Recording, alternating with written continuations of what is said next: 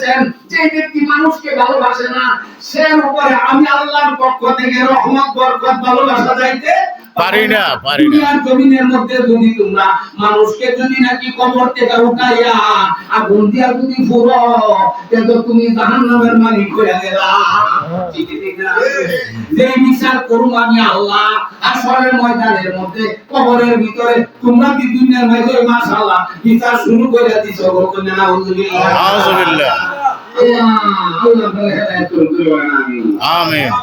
আমার মা বোনেরা আমার এই জন্য আমরা গোমা আপনার মতন গোমা সঙ্গে সঙ্গে ওহুদের ময়দানে গিয়ে বলতেছে নবী কেমন আছে বলতেছে তোমার স্বামী মারা গেছে ইন্না লিল্লাহি ওয়া ইন্না ইলাইহি কেমন আছে কিছু দূর গেছে বলতেছে তোমার দুইজন ছেলে মারা গেছে শহীদ হয়ে গেছে ইন্না লিল্লাহি পড়িয়া বলতেছে আমার নবী কেমন আছে সুবহানাল্লাহ।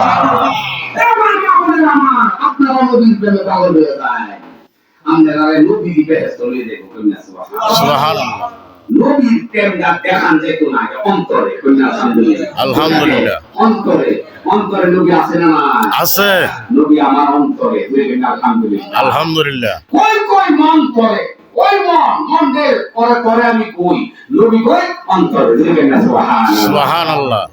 মদিনার হাওয়া যত সুগন্ধি আম্বরের মতো কোন সবাই মদিনার হাওয়ায় যত সুগন্ধি আম্বরের মতো সে হাওয়াই ডুবে মন হলো দিওয়ানা নূরেতে গুলজার মদিনা বলেন নূরেতে গুলজার মদিনা।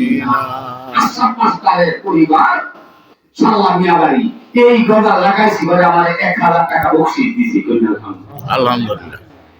কোন দলে যেই দলে রইও কিন্তু বেশি ভালো হয়ে গেছি মদিনার নাটটা বুঝনা কইনা সুবহানাল্লাহ। সুবহানাল্লাহ। আমার মা বোনেরা আপনার মতো মহিলা বিবি খাদিজা এত জমি ছিল বাংলাদেশের জমিনে আমরা কুড়িয়াঞ্চল যত বড় বড় দুইজন শিল্পপতি আছে এই শিল্পপতিরা খাদিজার একটা হাতের মালিক হইছে না সুবহানাল্লাহ। পৃথিবীর সব ক্ষেত্রে তৎকালীন যুগে